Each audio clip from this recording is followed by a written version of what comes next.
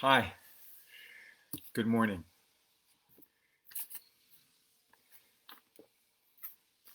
It's nice to see you.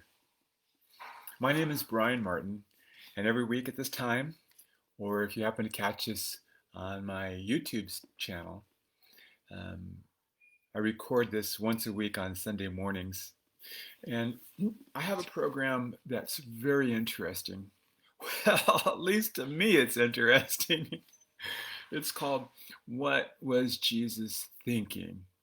And it's my interpretation of the gospel lesson for this particular Sunday on the Christian calendar. So, the Christian calendar, some of you may not be familiar with, but it follows the Revised Common Lectionary. And there is a 3-year pattern of reading through the entire Bible. And the gospel lessons are once a year. In fact, the years are numbered A, B, and C after Matthew, Mark, and Luke. Anyway, all the lessons are prescribed and they're used throughout the world. And I like to use them here as well. It gives me an opportunity to share with you some of my thoughts about what Jesus might be thinking at any particular time. And why that's important is because most people are unaware of their own thinking processes. And simply by tuning into trying to understand what Jesus was thinking, I believe that it'll make you more aware of your own thinking process in various settings and situations. Excuse me. So this is a very inspirational reading, and I hope that you enjoy it a whole lot. Today we're going to be reading from Matthew chapter 14, and it's verses 22 through 33. In this passage, Jesus walks on water, and that is a marvelous miracle in itself. There's something, and even a greater message in this story, and I hope that you're able to catch it today because it will inform your thinking and how you should proceed with your life. Are you ready? Okay, here we go. Immediately, he made the disciples get into the boat and go on ahead to the other side while he dismissed the crowds. So obviously, we're catching this passage is catching Jesus in the middle of some big project, right? Well, it is a big project. It's the feeding of the 5,000, not including the women and the children, with 5 loaves of bread and 2 fish. But that wasn't the remarkable thing in that story. The remarkable thing was the chapter begins with the brutal murder and killing of Jesus' friend, mentor, and probably close relative, John the Baptist. He was beheaded by the local king. And that really seems to have touched Jesus because he desired to go away and to pray by himself. And I think that that was his way of trying to come to grips with everything that revolved around John's death and what it meant for him and for his world and for his life and for his ministry. Can you imagine if they killed John the Baptist, what would they do to Jesus? And so that was, yeah, no, we do know what they did to Jesus, right? So that was something that was in the back of his mind. But they wouldn't leave him alone. They wouldn't let him go away by himself and pray. They followed him. And a huge crowd gathered around him. And so he got out in a boat and he spoke to them and he shared with them the lessons that were so important. And I'm sure that it had some kind of a context around the death of John the Baptist and what life was all about and what was coming for everybody. Life, death, suffering, persecution, oppression, difficulty. It's something that everybody could relate to. And so once that was finished, after the miracle of the feeding of the 5,000, his preaching and the miracle of the feeding of the 5,000, the gathering of the 12 baskets of food, he does something unusual here. He helps his disciples get into the boat. Hey, you guys go and get in the boat, and I'm going to push you out, and I'll take care of dismissing the crowds, which is really kind of an interesting thing, isn't it? Because dismissing the crowds isn't something that you uh, as a leader of a movement would be expected to do. You would have your disciples, your followers, um, your students would release the crowds, and you would continue on and do what you needed to do. Much like celebrities today, in whatever kind of setting they might be in, when they leave the stage, they don't go out and dismiss the crowds and say, "Thank you for coming," shake everybody's hand. I would imagine it happens every once in a while. But here, Jesus takes on that role himself, which is really what. So, what were you thinking, Jesus? Right? What were you thinking, Jesus? And I think what Jesus was thinking was that he wanted to connect with those people. He wanted to maybe he was going to thank them for coming. Maybe he was going to pray for some of them who had special needs. Whatever it was Jesus' intention to be with them and to help them on their way.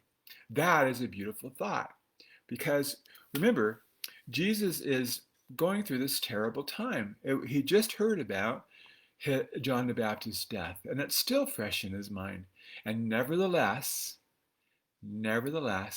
he's taking time to be with the people, not just the special people, his disciples. He dismissed them. They got in the boat. They went away. All right, so here's an important thing for us to think about.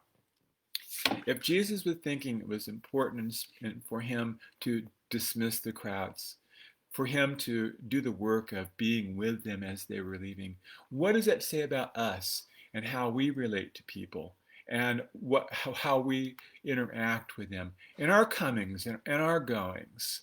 It just makes me think, could I do a better job in connecting with people?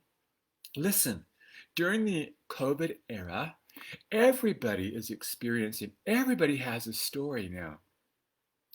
And everybody knows somebody, everybody has a tale to tell.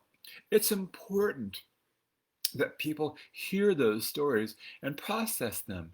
And when Jesus was hearing the people's stories, their own stories of oppression, of suffering, of poverty, of going through difficult trials and tribulations, of sickness, of death, Jesus was there and he was giving them something special at a time when they really needed it.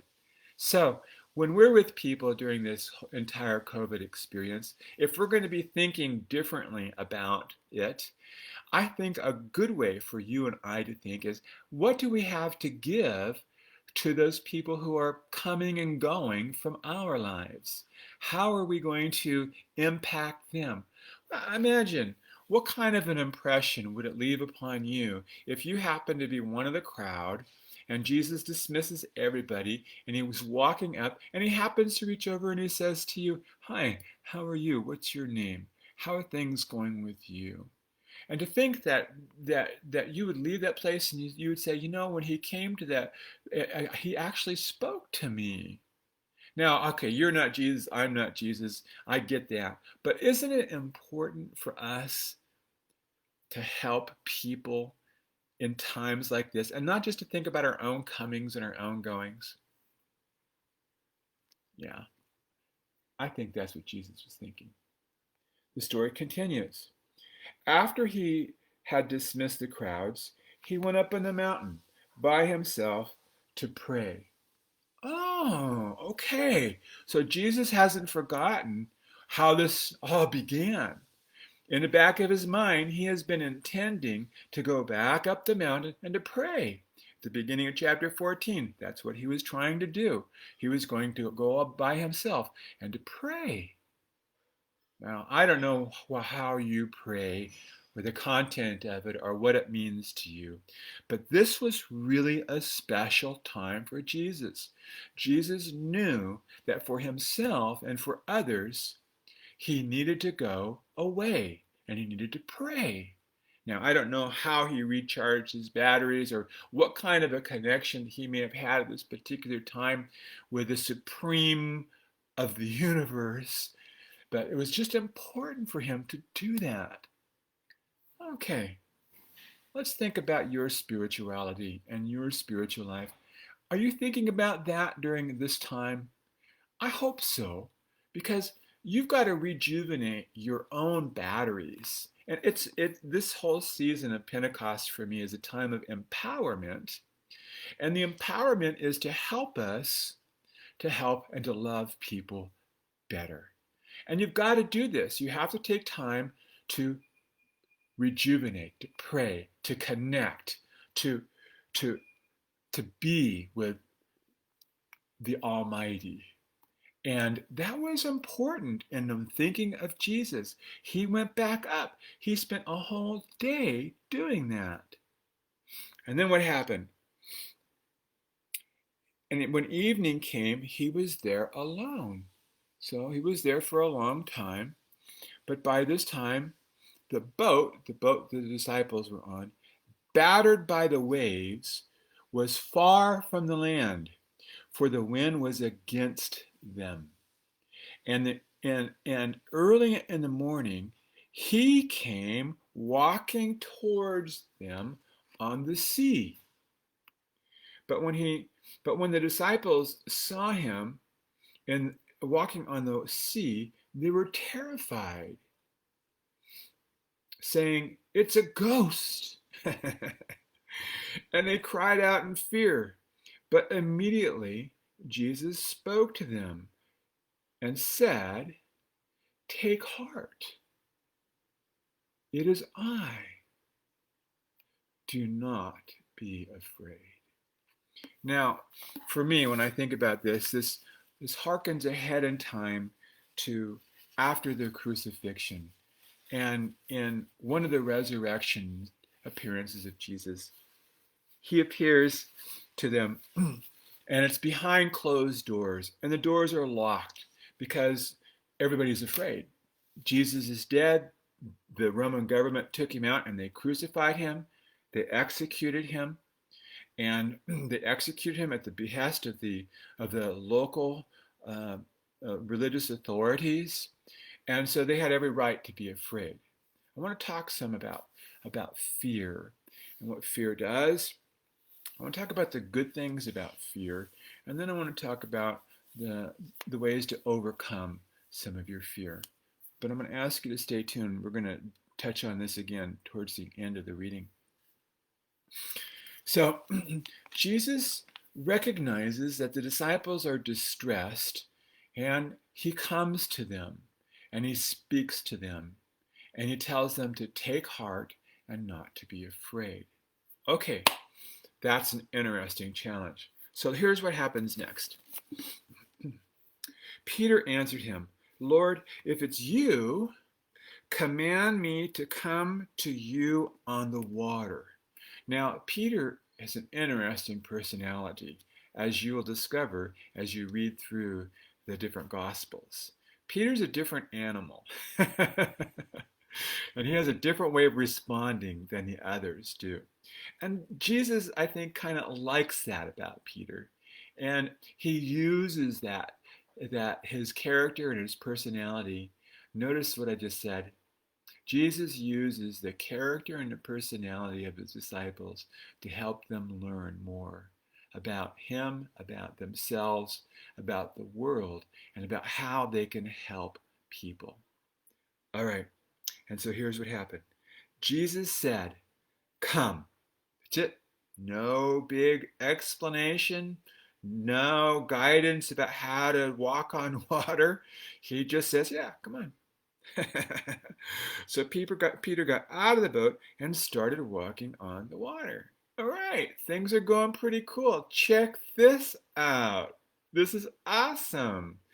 And sometimes that happens to you and me when we get inspiration in our lives and it just feels so good.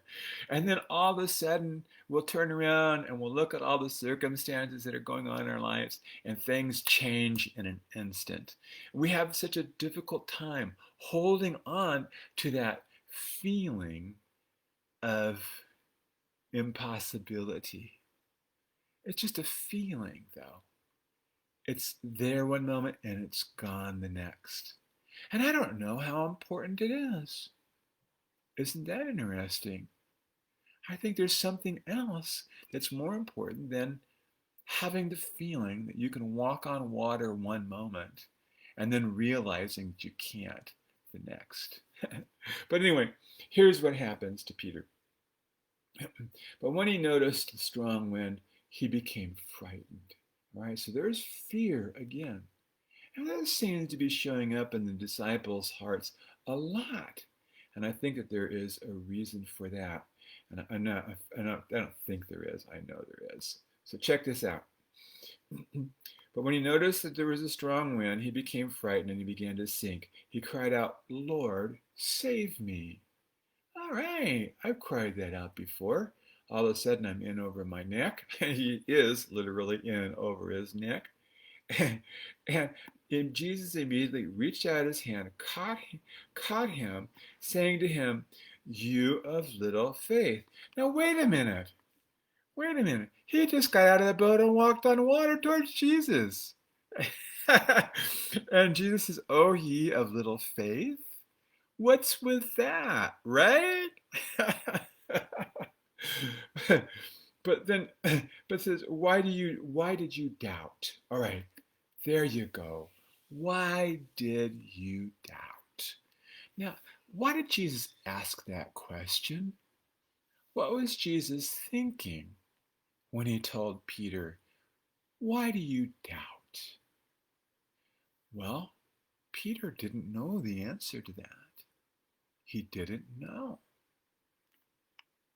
And then he says this, and when they got in the boat, the wind ceased, and those in the boat worshipped him, saying, Truly you are the Son of God. And what caused them to worship Jesus? Was it the fact that he walked on water? Was it that he came to them in their distress? Was it that he rescued Peter from his lack of faith and his doubt and his fear? Those are all good questions, aren't they? I think what Jesus was most interested in was making an impact in the hearts and the minds of his disciples. I think that what Jesus wanted them to do was to remember. And what he wanted them to remember was that there's a lot more to life than worry, doubt, and fear. Now remember, Jesus is coming from a time when he is struggling with the death of his dear friend John, who was beheaded. And out of that one episode, that terrible episode, a whole sequence of miraculous events occurred in and around him. Now, here is what I have to share with you today about fear and about doubt. And that is, it is a normal human function to have fear and doubt. And it's also normal to be negative.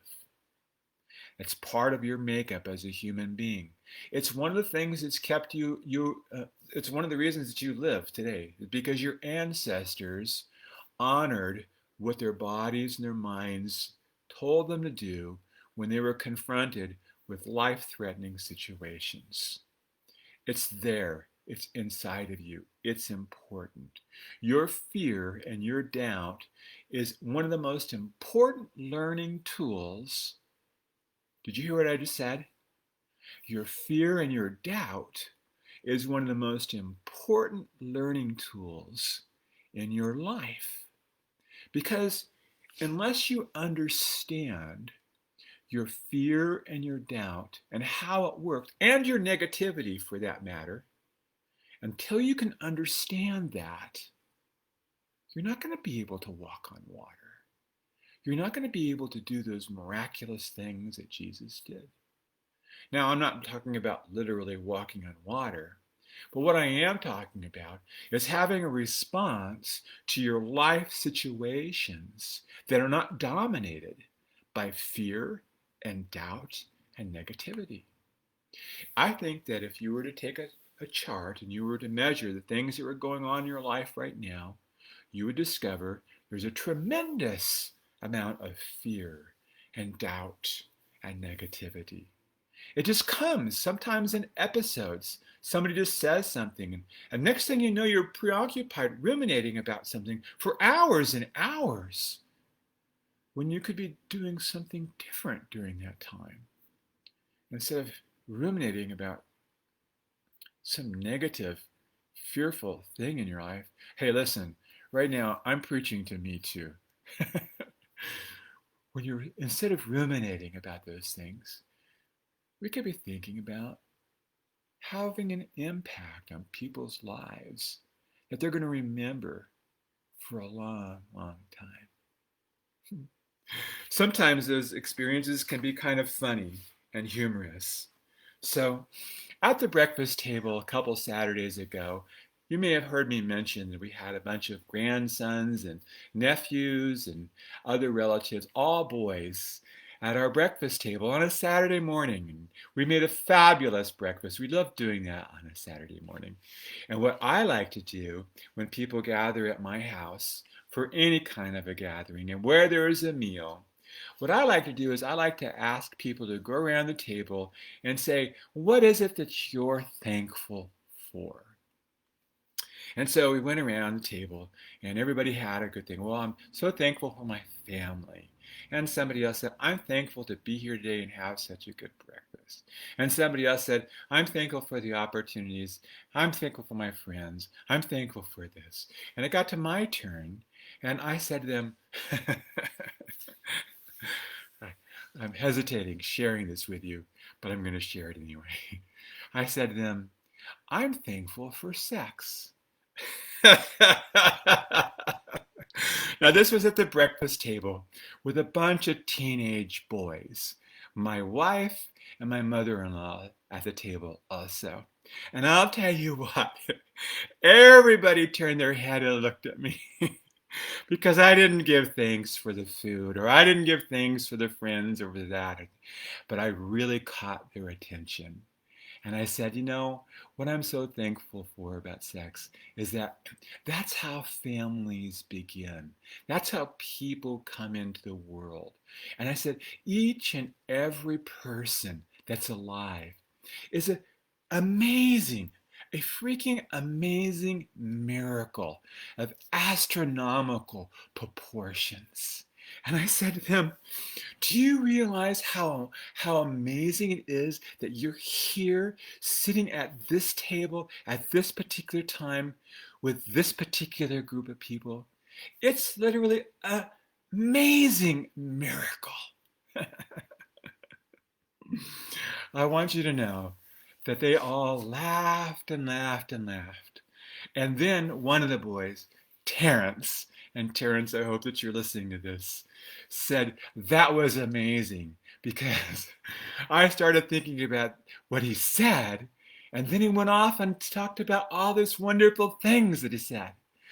I made an impact at that particular point in time, in the middle of COVID, when everybody was worried about everything that was going on in the world. And I reminded them that each and every one of them were freaking amazing miracles. Now, in the age of COVID, what we have is we have fear, and we have doubt, and we have negativity. Who will be the impactful voice of love that Jesus was? That's what Jesus was thinking. How can I make an impact on these people that they will remember long after these days, so that they won't be ruled and dominated by the negativity and the doubt and the fear of the age, but instead they'll remember the time when I dismissed them after feeding 5,000 of men, not including the women and the children. And the disciples will never forget the time when they were distressed, not only because of fear from the oppression of the government and from the religious authorities, but from natural consequences, that things that happen in the world unexpectedly, like COVID-19. And then they can respond not in fear, but they can respond with love that makes an impact. I think that's what Jesus was thinking. And I hope and I pray that you will not be dominated by fear and doubt and negativity, but that you'll remember that you can make a tremendous impact for love, even in the COVID era of today. My name is Brian Martin, and I want to thank you for listening. And I hope that you'll come back and watch this video again. You're going to find it at the link there to my YouTube page. And I invite you to read, first of all, to view all those videos. But I invite you to join me again for the live production of What Was Jesus Thinking? And if you're up early Saturday morning at 9 o'clock, on Brian Lee at Brian Lee Martin, another Facebook page at Brian Lee Martin, I read from a book, usually one of my books. I read from one of my books about love, and I think that you would enjoy that also. God bless you. Have a wonderful day. And remember, you can make a loving impact in somebody's life today. God bless you. Oh, I love you.